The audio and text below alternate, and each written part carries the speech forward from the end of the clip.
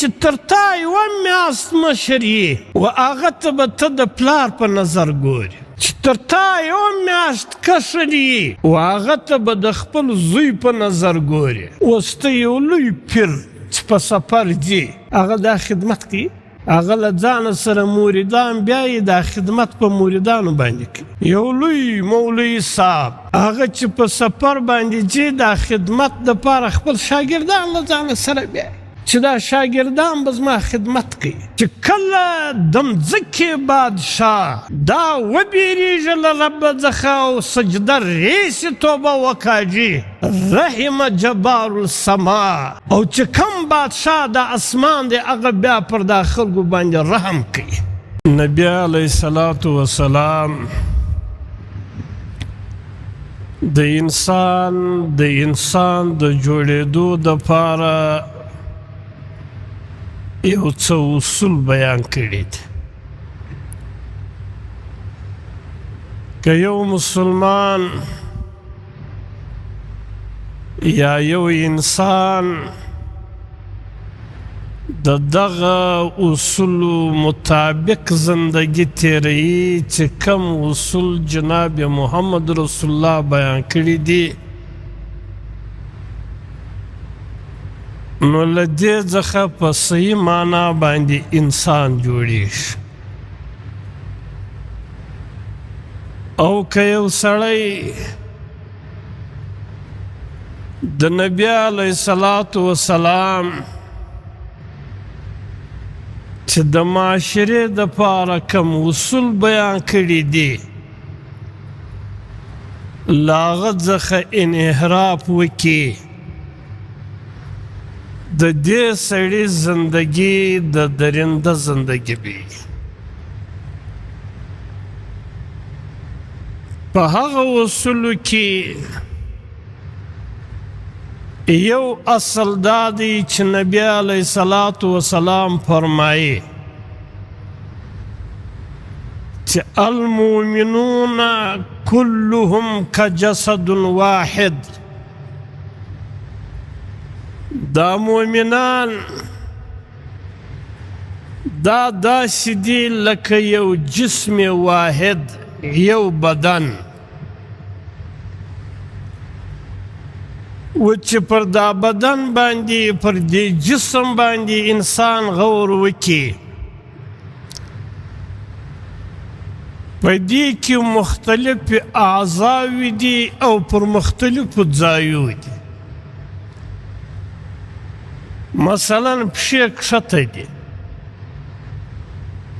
لاسونه په مابین کې دي، سترګې او سر دا لوړ دي،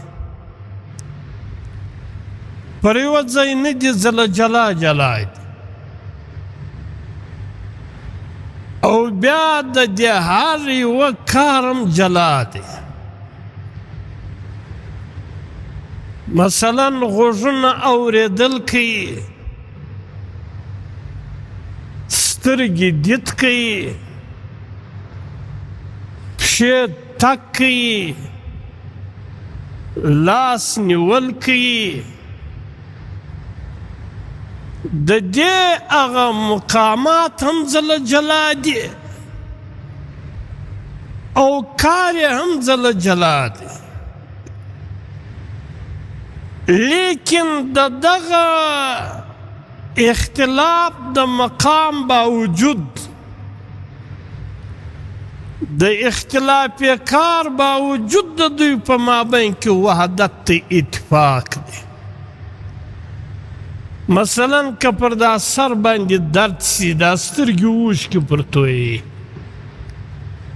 پښې ډاکټر لره ځي، دا تمام جسم دا خوراک بیا نه کوي. دا یوه سر د درد دا اگر د جسم یې محسوسوي، دا د سر د درد په غم کې دا تمام جسم په دا غم کې ورسره شریک کی. نبی علیہ الصلوۃ والسلام فرمایي چې چې دا مؤمنان هم دغه رقم دي لکه هغه جسم واحد. قومونه به سره مختلفي، خطه به سره مختلف وي، کاروبار به زله جلایي، لیکن پکار دی چې دغه رقم وحدت پکښې کی لکه په دا جسم کې چې څنګه وحدت دی.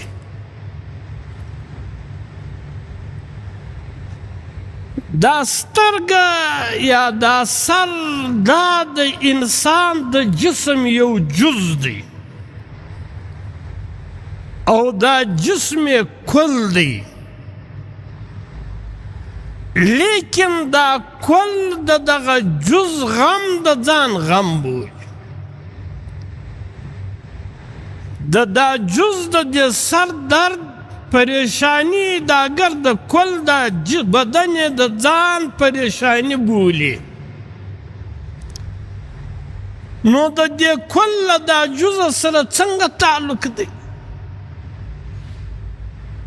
او د دې جز بیا له دې کل سره څنګه تعلق دی؟ کله د جسم څخه روح وخیزي نو داسې نشي کېدلی چې دا سترګه بیا ژوندی،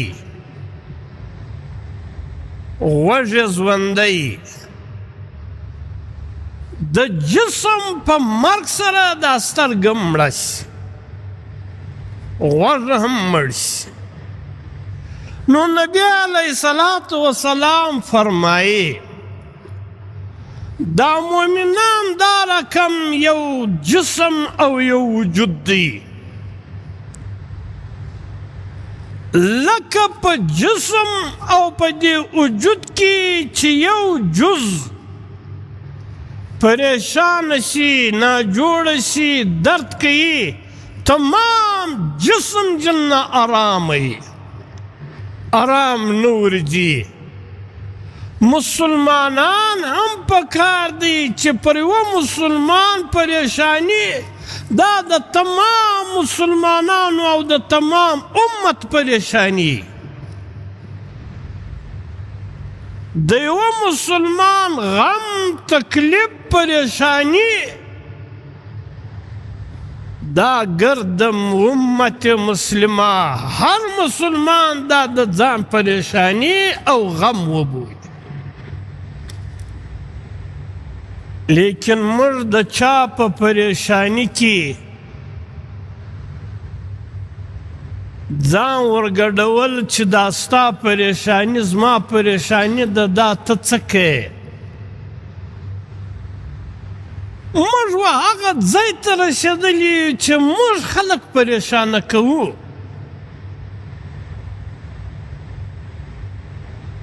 د چا غم او د چا پریشانی دا د ځان دپاره پریشانی او غم ګرځول دا څه کوې؟ موږ د خلکو د پریشانی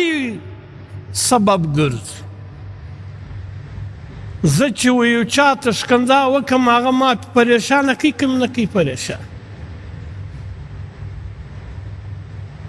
زه چې پر یو چا باندې لاس پورته کړم ما هغه پریشانه کوي که نه کوي پریشان؟ زه چې حکامو ته رشوت ورکوم،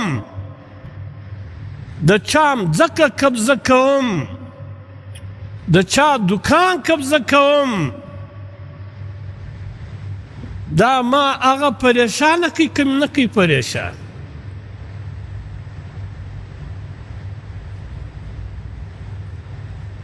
نو نبی علیہ الصلوۃ والسلام و موږ ته چې انسان جوړوي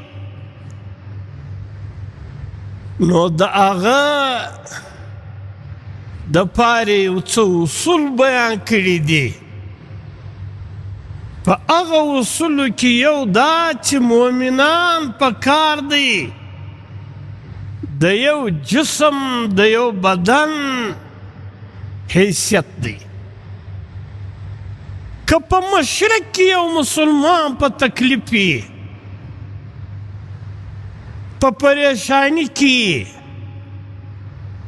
پکار دی چې د مغرب مسلمان دغه پریشانی او دا تکلیف د ځان پریشانی او تکلیف وبولي. لیکن نن په موږ کې دا نشته دی، دا نشته. موږ د خلکو د پریشانی ذریعه او سبب ګرځو. پریشانی جن لرې کولی نسو، د چا په غم په دک او په درد کې شریکان کېدلی نسو چې د هغه غم او تکلیف پریشانی خپله وبولو، بلکې موږ و هغه ځای ته رسېدلي یو چې موږ و خلکو ته دک رسو، موږ و خلکو ته پریشانی رسو، موږ خلک په غم مبتلا کوو. حضرت عمر رضی اللہ تعالی عنہ لره دوه کسان رالو، یو مدعی بل مدعی علیه. حضرت عمر رضی اللہ تعالی عنہ و دې مدعی ته ویل چې ته چې دا د کم چا په حق کې دعوه لرې، ته ګواه لرې که نه لرې؟ هغه ورته وویل هو حضرت زه ګواه لرم. نو حضرت عمر رضی الله تعالی عنه ورته ویل چې ته ستا ګواه راوغواړه. ګواه چې رالی چې ګواهي یې ورکوله، حضرت عمر رضی الله تعالی عنه و دې ګواه ته ویل ته چې د کوم چا په حق کې ګواهي ورکوې دا ته پیژنې، له دې سره تا همسایه‌توب کړی دی او ته د همسایه حقوق پیژنې، او بیا ته په دا باندې ته پیژنې چې د همسایه حق ادا کړی دی. نو حضرت عمر رضی الله تعالی عنہ دا همسایه یو څه حقوق ورته بیان کړو چې د همسایه یو حق دا دی که د همسایه سپي و تا ته غپل، دا سپی چې تا ته غاپي دا به په ډبره نه ولې، دا د همسایه سپی. ولې کېدلی شي دا همسایه به په دې باندې ناراضه شي، دا همسایه به ته دونه خیال ساتي. بیا حضرت عمر رضی الله تعالی عنہ ورته وفرمایل که چیرې تا د شپې تلاوت کوي، د خپل کور پر چت باندې به په زوره تلاوت نه کوې، ولې کېدلی شي دا ستا همسایه به مزدور وي، د روزانې والا به وي، ګرده ورځ به مزدوري کړي، روزانه به کړي، ستړی به وي، ستومانه به وي.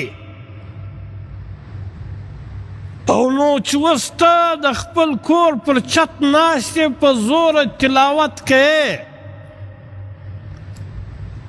نو د همسایه هغه آرام او خوب ور خراب کړي، دا به نه کوې.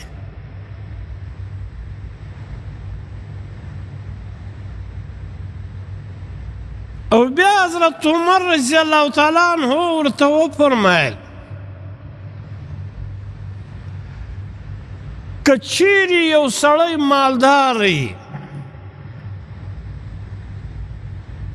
خپل کور لره فروټ راوړي، میوه راوړي،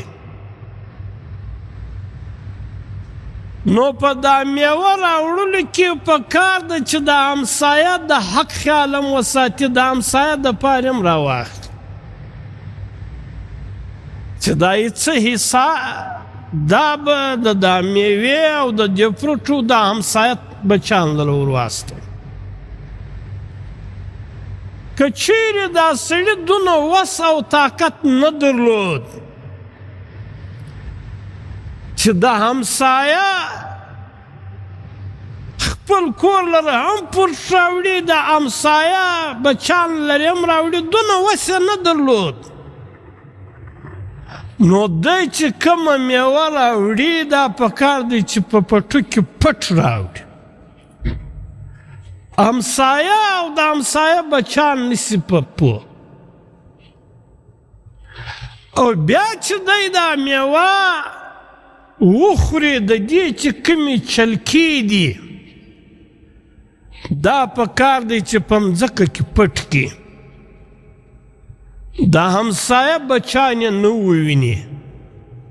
ولې د هغو په زړو کې حسرت پیدا کېږي. دا د همسایه حقوق دي.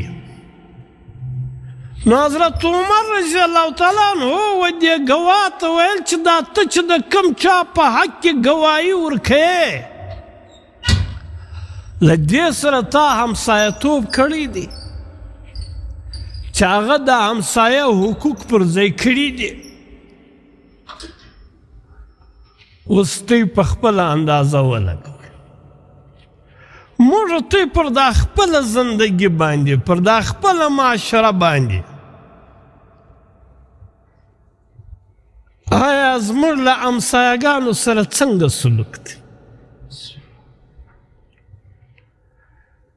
د همسایه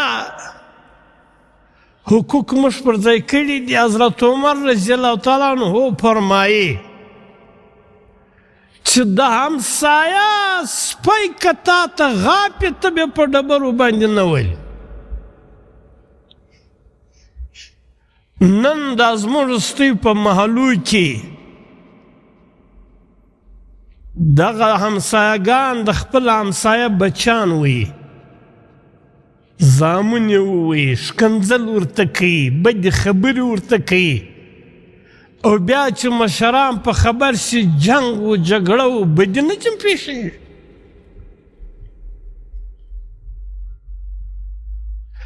او بیا چې دا زموږ وروستیو په کورو کې کوم ودونه یې خوشحالۍ حضرت عمر رضی الله تعالی عنہ و دې ګواه ته وایي چې ته به د قرآن کریم تلاوت هم د خپل کور پر چت باندې په زوره نه کوې، ولې چې د دې همسایه به مزدور وي، د روزانې والا به وي، ستړی به وي، آرام به کوي، تلاوت به هم په زوره نه کوې. دا زموږ وروستیو په محلو کې چې واده وي، آیا موږ کله هم دا خیال کړی دی چې ما چې په دا واده کې دا کم ټکان، ډولونه، سروزونه د دا همسایه‌ګانو د کورو خیال موږ ساتلی چې په دا کې به مریضانې، سپین ږیري به وي، مزدورکاره، ستړي ستومانه به وي، او بیا دا زموږ وروستیو ودونه یوه ورځ نه وي، دوې ورځې نه وي، درې ورځې هغه حال وي، هغه ناتار وي چې په ګرده محله کې هېڅوک خوب نشي ځین کولی. او بیا حضرت عمر رضی الله تعالی عنہ ورته فرمایي چې ته کور ته چې میوه راوړې نو ته به د همسایه حصه هم کې راوړې، او که چیرې د همسایه وس طاقت تا نه درلود د میوې نو چې دا خپلو بچانو لې راوړې کم از کم پټ یې راوړه په پټو کې. او دا زموږ وروستۍ مالا زندګي څنګه ده؟ موږ د همسایه د زیرېدو دپاره، د همسایه د پریشانه کولو دپاره موږ هغه د خپل دولت هغه اظهار کوو. د همسایګانو د عزیزانو د قریبانو د جلاوېدو دپاره چې زه د خپل همسایګان د خپل تربرونه خپل عزیزان په جلا وکړم په ویې سوځم د دې دپاره لباس هم کوو موټران هم اخلو کورونه هم جوړوو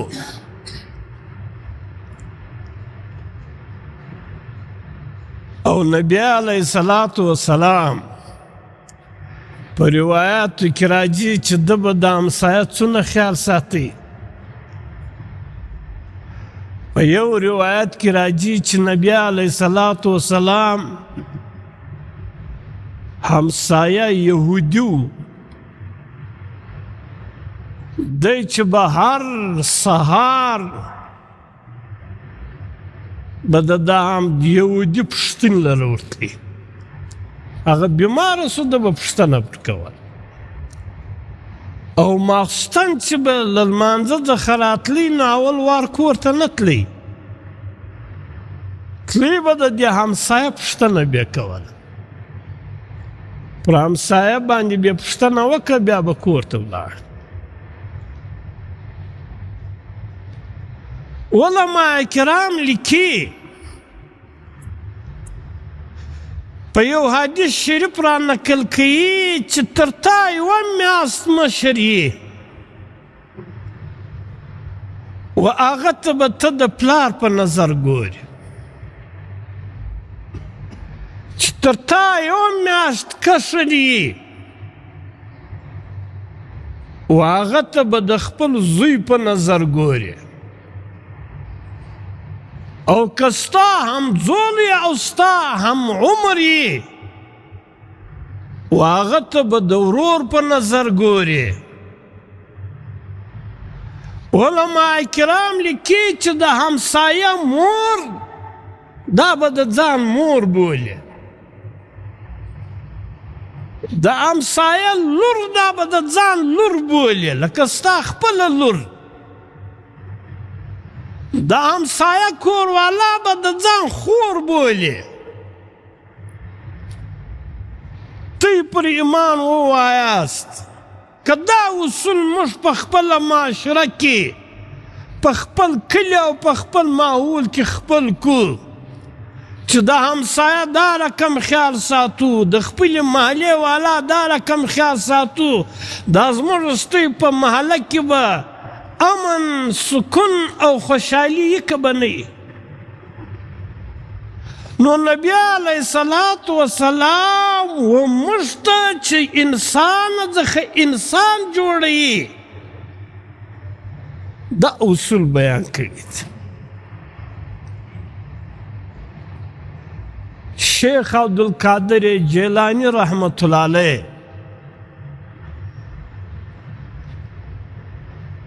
همسایه یو یهودي و دا د یهودي ښځې چې دا د ده همسایه وه دې چې به دا خپل کور جارو کوي چې دا کومې کچرې به وي دا به سره یو ځای کړلې او دا خاوند به بیا راولاړ سو دغه کچرې به د شیخ عبدالقادر جیلاني و کور ته ورتیسي دا رقم سلوک یې ورسره کوي بل وخت دا یهودي په سفر لاړی په تجارت پسې شیخ عبدالقادر جیلانی رحمت الله علیه چې په خبر سو چې دا همسایه په سفر تللی دي نو د یهودي کره رالی د خپل همسایه کره و دا کوروالا تی حال ورواستوی که چیرې ستی د بازار د سودا ضرورتي ما ته ووایه زه ستی هر خدمت ستی هر سودا له بازاره زه در راوړم کم په چراغ کې تیل نه یې چراغ راوباسه زه به ولاړ سم په بازار کې به تیل ور واچوم که د خوراک یو ضرورت یې نو زه ځم دا ستی ضرورت در پوره کوم د دې یهودي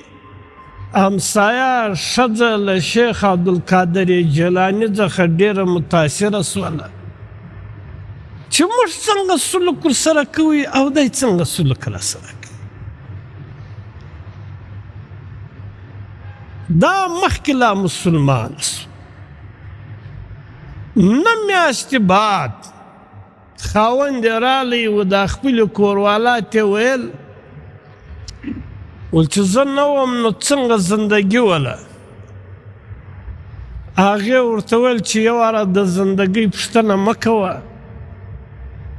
سیده ولاړ شه له دا زموږ ستوی چې کوم همسایه دی له دې څخه معافي واخله او غسل وکړه. دا دی چې د کوم دین کلمه وایي دغه کلمه ووایه. دا سړي خو له ما سره دغه رقم سلوک کوي. نو دا یهودي ولاړی غسل یې وکړي.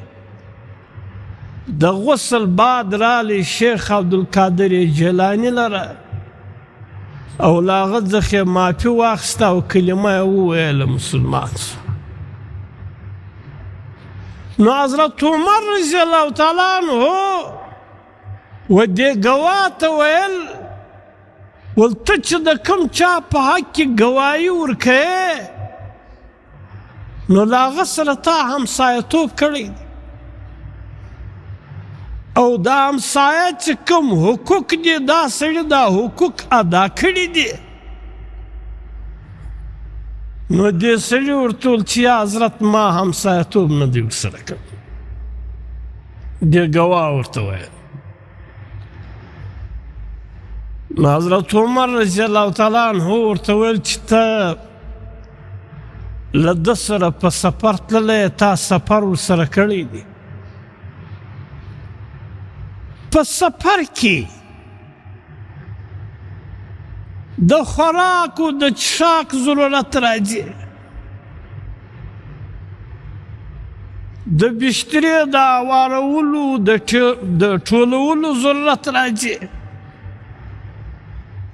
د اوبو د سالم د پوښولو ضرورت پیښیږي. په دا کې انسان معلومیږي هغه ښه ملګری ښه بااخلاقه سړی په سفر کې معلومیږي. نبی علیه الصلاة وسلام یو وخت کې یو جماعت تشکیل کړي یو علاقې ته د جهاد دپاره. نو دا جماعت چې تلي نو حضرت ابوبکر صدیق رضی الله تعالی عنه یې ور امیر کړي چې ته به امیر یې د دې جماعت. حضرت ابوبکر صدیق رضی الله تعالی عنه ورته ویل چې حضرت زه امارت و کمانډري نه کوم، دغسې به تورې یو سپایي یو ملګری ورسره ځم. نبی علیه الصلاة وسلام ورته ویل چې که ته امیر کېږې او که په دا ملګرو کې په دا جماعت کې یو سړی امیر ټاکې دا اختیار هم له تا سره دی. که ته ځانه امیر بولې که په دا ملګرو کې یو امیر ټاکې. نو حضرت ابوبکر صدیق رضی الله تعالی عنه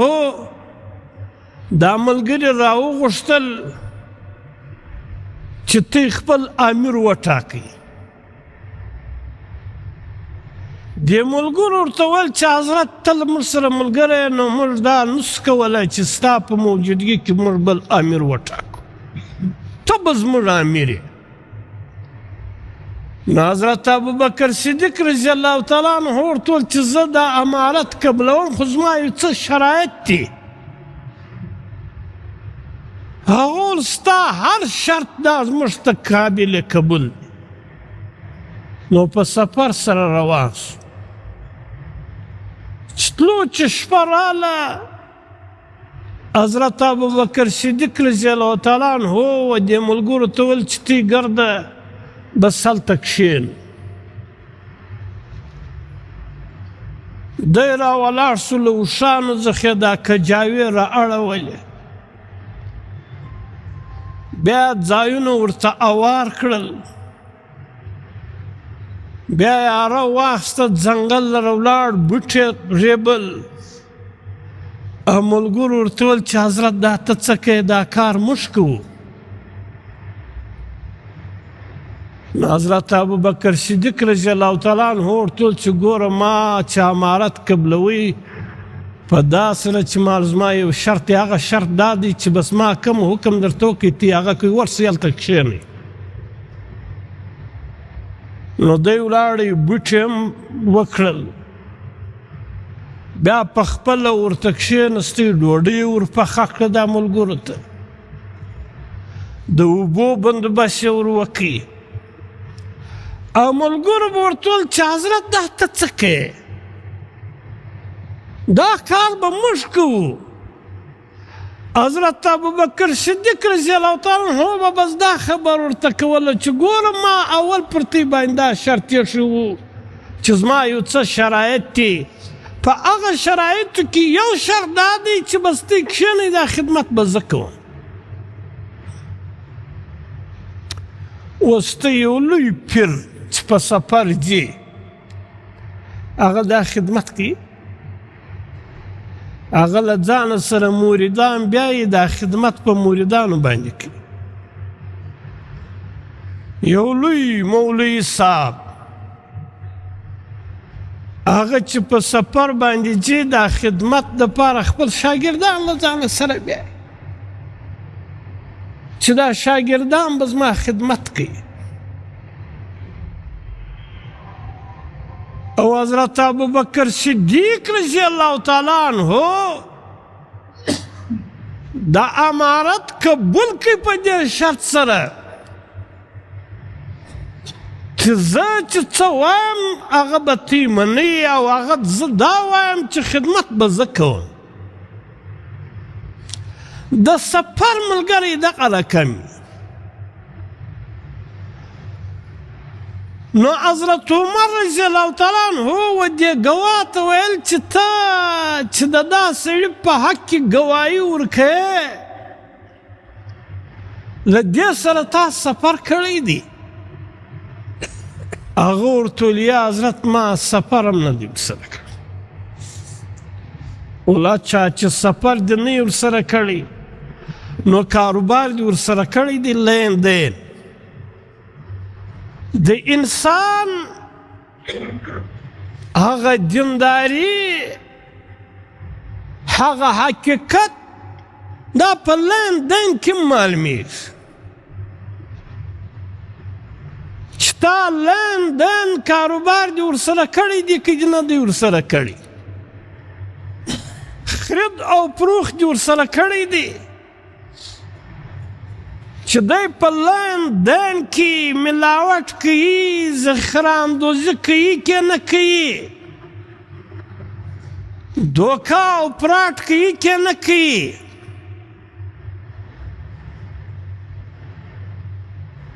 نو دې ګواه ورته ویل چې یا حضرت ما لین دین و کاروبار هم ما نه دی ورسره کړی. نو حضرت عمر رضی الله تعالی عنه ورته ویل ته چې نو د ده په حق کې ګواهي ورکوې، زما خیال په دې وجې ورکوې چې دی تا په مسجد کې په صف اول کې تا ډېر لیدلی دی، چې دی په د مسجد کې په صف اول کې ولاړ.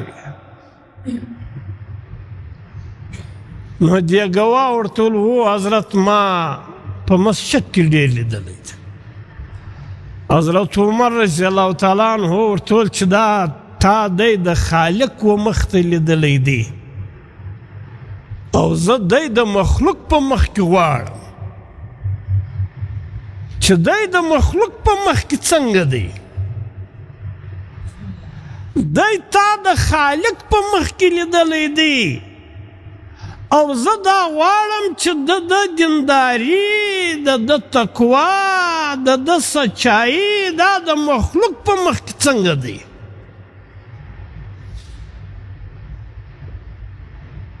نن موږ هم د خپلې دیندارۍ جایزه واخلو چې موږ دا کلمه وایو.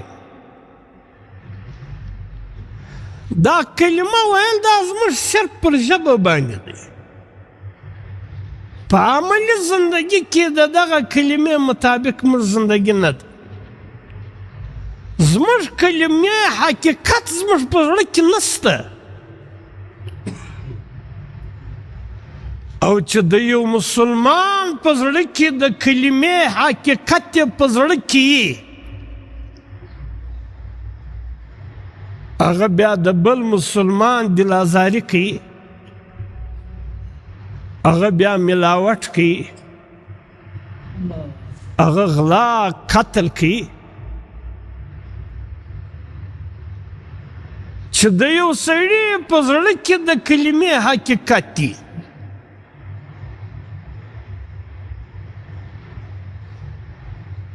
دا د تاریخ په کتابو کې راځي، وایي د سپین بادشاه و عبدالرحمن نوم.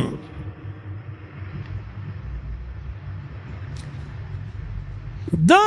ډېر خرد برد وکړي، د قوم او د ملک خزانه یې لوټ کړي، یو ډېر غټ محل یې جوړ کړي چې د هغه لمبایي 4 میله وه او چوړایي یې 3 میله وه، دومره لوی غټ محل یې جوړ کړي. او دا د ملک او د عوامو د کونډو د یتیمانو د غریبانو په مال جوړ کړي. نه کاله پر اسپین باندې باران ودرېدی، د باران څاڅکي هم نه کېدی. دا صنعتکارانو خیراتونه کول، تاجرانو خیراتونه کول، باران نه کېدی. د ورېځې یو د ګوتې په مقدار هم ورځ په اسمان کې نه پیدا کېده. نارینهو هم نفلونه شروع کړل، ښځو هم نفلونه کول، باران نه کېدی. د دې بادشاه په دې باندې سر خلاص و چې الله پاک له ما څخه ناراضه دی، او دا ناراضي د رب هم په دې ده چې ما د کونډو د یتیمانو مال لوټ کړي. محل مې جوړ کړي، نو له محله راشه سو، پر مځکه باندې ورب ته پر سجده باندې پرېوت، او دا عزم او قصد یې وکړي چې دا محل به خرڅوم، او د دې محل پیسې به بیرته په خزانه کې جمع کوم، او دا به بیرته پر دا قوم او پر دا کونډو او پر دې یتیمانو پر دې غریبانو بیا بیرته خرڅوم. یو قاصد یې ته خط ولیک، په لاس ورکړي، خط یې ولیکي، د هغه سپین چې په هغه وخت کې کوم غټ خطیب و، هغه ته دا خط ور واستوي چې ته دعا وکړه چې الله پاک پر سپین باندې باران وکړي. دا قاصد چې رالی، دې خطیب ته د دې بادشاه خط ورکوي. دې خطیب ورته ویل ته چې راتلې بادشاه په کوم حالت کې و؟ نو دې قاصد ورته ویل چې زه چې راتلم بادشاه سجده ریز و، رب ته پر سجده باندې و، توبه یې کښله. نو دې خطیب ورته ویل چې ته ورځه، چې ته ورځې تر تا مخکې به باران سوی. ولې؟ اذا خشع جبار الارض، چې کله د مځکې بادشاه دا وبېرېږي له رب څخه او سجده ریسي، توبه وکاږي، رحم جبار السما، او چې کوم بادشاه د اسمان دی هغه بیا پر دا خلکو باندې رحم کوي. اذا خشع جبار الارض، چې کله بادشاه د مځکې وبېرېږي توبه وکاږي ورب ته متوجه سي نو رحم جبار السما او د اسمان کې چې کوم بادشاه دی دا بیا پر خلکو باندې رحم کوي نن چې موږ له کومو مصیبتو سره مخامخ یو له کومو پریشانیو سره چې مخامخ یو موږ د خپلې زندګۍ جایزه واخلو چې زموږ زندګي څنګه زندګي ده موږ په خپل اپس کې څنګه زندګي ده نبی علیه الصلاة والسلام وموږ ته چې له انسانه څخه انسان جوړوي هغه اصول یې بیان کړي دي او په هغه اصولو کې یو اصل دا دی چې نبی علیه الصلاة والسلام فرمایي چې عرب پر عجم فضیلت نه لري عجم پر عرب فضیلت نه لري تور پر سپین باندې فضیلت نه لري سپین پر تور باندې فضیلت نه لري بلکې په تاسې کې د فضیلت خاوند هغه دی چې کوم سړی له ربه بیریږي تی تمام کې تمام نبی علیه الصلاة والسلام فرمایي که عرب دی که عجم دی که د مشرق دی که د مغرب دی دا د آدم اولاد او آدم له مځکې څخه پیدا دی مځکه ستی مور ده آدم ستی پلار نو تی پر څه شي یو پر بل باندې بړایي او لویي کوئ په یو روایت کې علما کرام فرمایي که یو مسلمان بل مسلمان سره په خندا پیشانی سره ملاو سي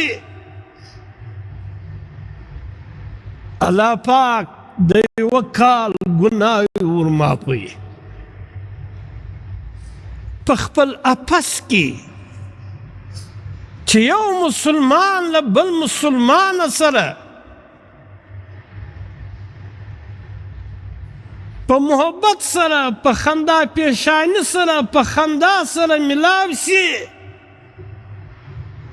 الله پاک د یوه کال ګناه ورماپوي څومره فضیلت لري ده علما کرام لیکي چې یو ځوان زوی له خپله پلاره سره په خندا ملاو سي په محبت سره ملاو سي په شفقت سره ملاو سي الله پاک د سلو کالو ګناه ورماپوي لیکن نن زموږ له پلرو سره څنګه سلوک دی په کور دا زامن و پلار ته نه وایي دا زموږ ستی په کورو کې چې پلاره ستا په دې سر نه خلاصېږي ته مه ګاډه ته په دې نه پوهېږې دا زموږ ستی په کورو کې دا زامن په خپلو پلرو باندې نه شرمېږي او نبی علیه الصلاة والسلام په یو روایت کې فرمایي یو زوی چې د پلار د اجازت څخه بغیر له کوره څخه وځي پلار یې اجازت نه ورکوي ورته وایي چې زویه نه به وځې له کوره چې مازدیګر د دوکان بند کړي ماښام لمونځ دې وکړي سیده به کور ته راځې چې یو زوی د پلار د اجازت بغیر له کوره څخه وځي په حدیث شریف کې راځي چې د اوو اسمانو فرشتې پر دغه زوی باندې لعنت وایي د اوو اسمانو فرشتې پر دا زوی باندې لعنت وایي اوس دا معاشره چې بګړاویږي په دې وجه چې د مور د پلار په خوله نه کوي ځان د پلار په کیسه کې هم نه وي چې چیرې ولاړې چیرې ناستو ولاړه کوله څنګه تعلق یې ساتي نو نبی علیه الصلاة والسلام وموږ ته یو څه اصول بیان کړي دي او که موږ په صحیح معنا باندې د هغه اصولو مطابق زندگی تیره کړو امن به وي امان به وي خوشحالي به وي ترقي به وي کاروبار به وي دا نن چې موږ له کومو مشکلاتو سره مخامخ یو دا زموږ د خپل بدعملۍ نتیجه ده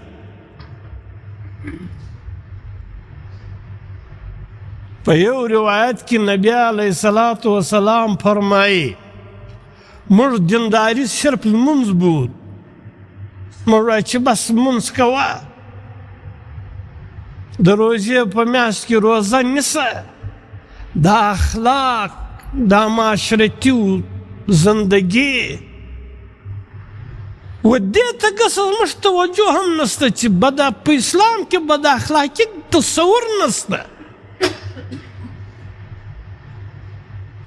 په یو روایت کې نبی علیه الصلاة والسلام فرمایي چې په بني اسرائیلو کې یو سړی و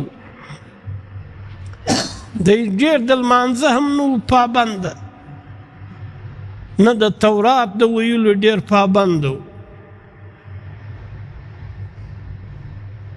لیکن په دا سړي کې یو اخلاق ول دی و ډېر مالداره ده چې به چاته پیسې په قرض ورکړلې نو چې بیا به هغه ورله رالی چې زه ډېر غریب یم دا ستا چې کوم قرض دی دا په ما نه جوړېږي نه برابرېږي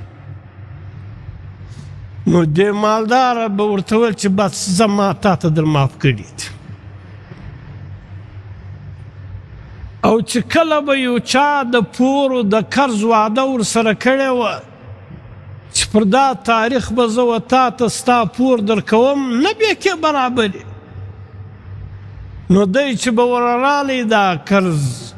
داره دا سړي لره نو د هغه ته به ویل چې ستا خو وعده پوره ده لیکن ما باندې نه سوې برابرې ته ما ته یو ورځ دوې لا ودرېږه هغه به ورته ویل چې یو کال تا ته نور مهلت دی نو نبی علیه الصلاة والسلام فرمایي دا سړی چې وفات سلو الله پاک و فرشتو ته ویل چې د ده روح سیده جنت لره یوسي